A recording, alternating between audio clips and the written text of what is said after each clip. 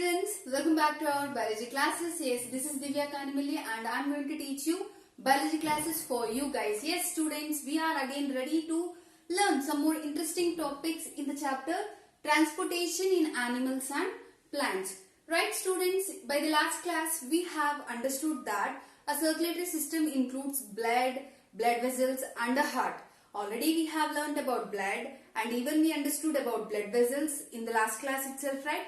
Where we have learned that in a blood vessels there are mainly three types of blood vessels called as arteries, veins and the capillaries, right? So we understood what are those and how it will be working out in our human circulatory system, right? Now let us understand about the one more part of a circulatory system, that is heart. So students, you must practice the diagram of the human heart. Okay, so there is a detailed picture of a human heart diagram in your textbook. Go through that, practice several times and be thorough with the diagram. Let's get into the topic. So heart, when you see this organ, so this is the organ wave which beats continuously and pumps the blood to the different parts of our body. So what is the role of the heart in a circulatory system? A heart plays an important role in pumping the blood to different parts of the body. Okay students, you might have seen a motor which will be used for pumping the water from wells to your fields. Okay, you will be having some agriculture fields, right? So to that fields a water supply is important, right? So for that, to fulfill that water supply, what you people will be doing, right? So you are going to place a pump nearby the well and you will collect the water inside the well and you will supply this water from the well to your fields, right? So here what you are going to use? Here you are going to use a pump which is present inside the motor, right? So do this motor will function for many years, say from 30 years, 40 years. Will it work out? No. So at one certain point, yes, when it is being continuously used, what happens to that motor? Yes, it will destroy. It will become weak. It is unable to pump the water, right? So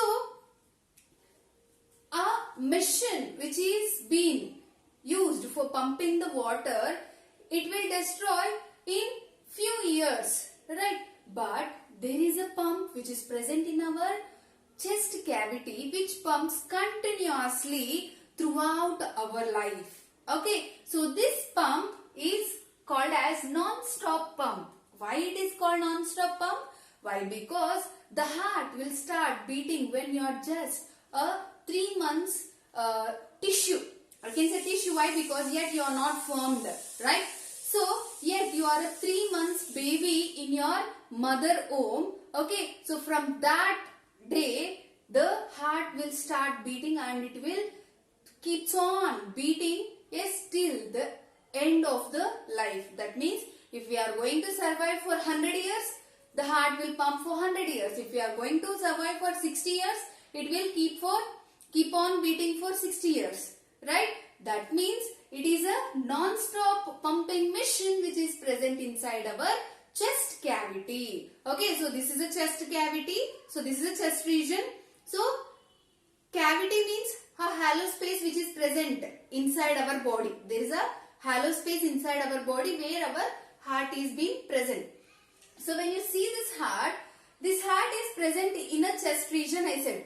But if you see the lower tip of this heart, it is slightly tilted towards the left. So you can see that. So actually it should be like this, no? But the heart is tilted towards left, little.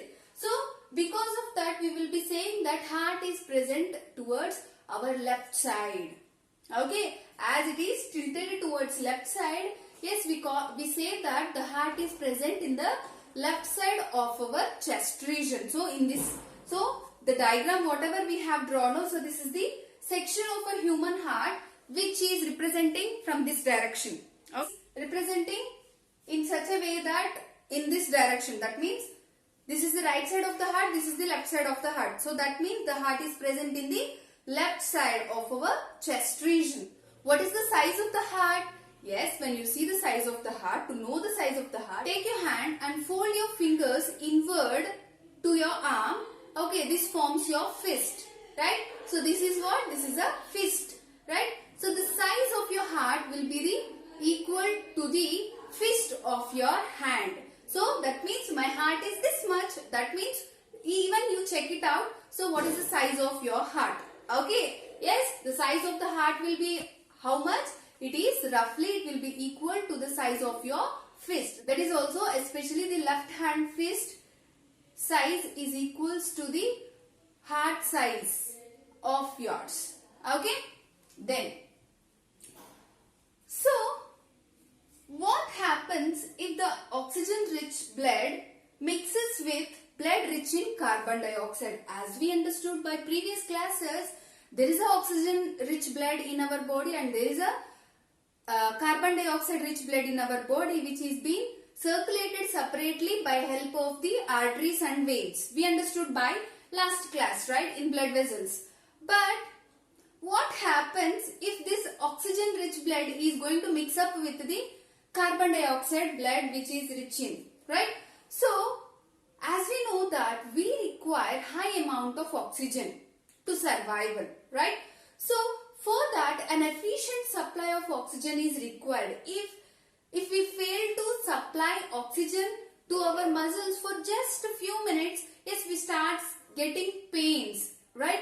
But if it is happening continuously, what happens? Yes, obviously it will lead to many malfunctions in our body and finally it will lead to death of an individual.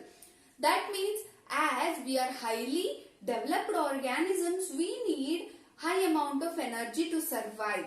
So for that we require high amount of oxygen. So to supply high amount of oxygen to our body, we require a specified and a specific feature that should not mix up the oxygen rich blood with the carbon dioxide blood. Okay, so because of that we have a partition in a heart which make the heart into 4 chambers. Okay, so to avoid the mixing of carbon dioxide rich blood with the oxygen rich blood, we have the heart which is separated into 4 different chambers.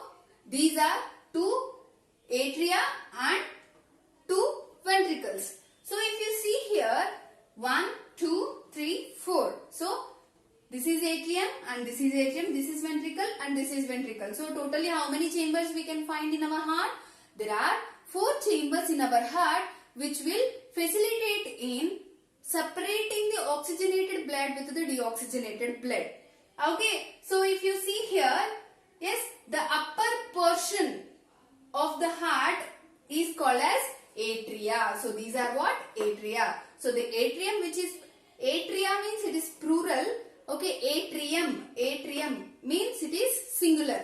Okay, so the atrium which is present on the right side we call as right atrium, which is present on the left side we call it as left atrium. Okay, and the chambers which is present on the lower side of the heart we call it as ventricles. The ventricle which is present on right side it is called as right ventricle and the ventricle which is present on the left side we call as left ventricle. When you see here the right side is being separated with the left side here. So there is a tissue which is being present between the right portion of the heart and the left portion of the heart. So this particular portion which is separating the 2 parts of the heart we call as septum.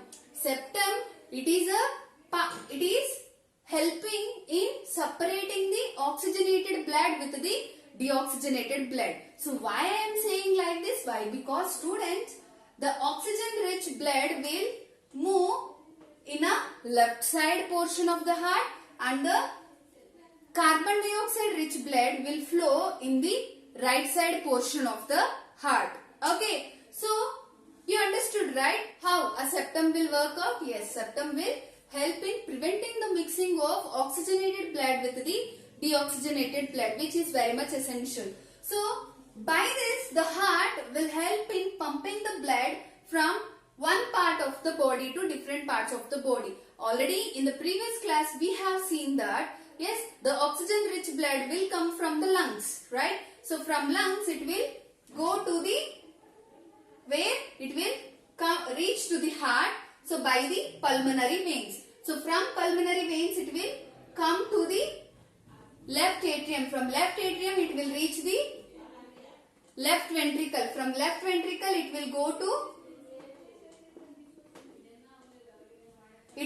to the aorta. So from aorta it will pass to the different body parts. So once the blood is reached to different body parts, what happens, students? Yes, the blood will be collected back from tissues to the veins. Why? Because the blood now it is rich in carbon dioxide, it will move to the veins, and these veins collectively form a biggest vein called vena cava. So from vena cava the blood will reach to the right atrium. From right atrium it will move to the right ventricle, and from right ventricle it will move to the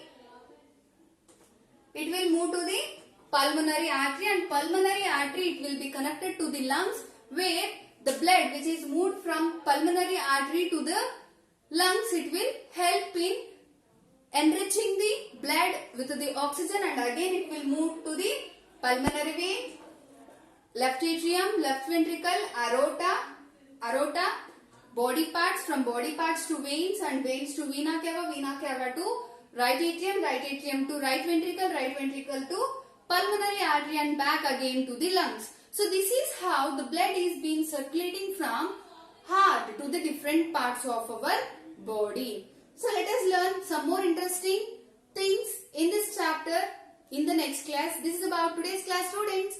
Please like, share and subscribe to the channel. Thank you, students.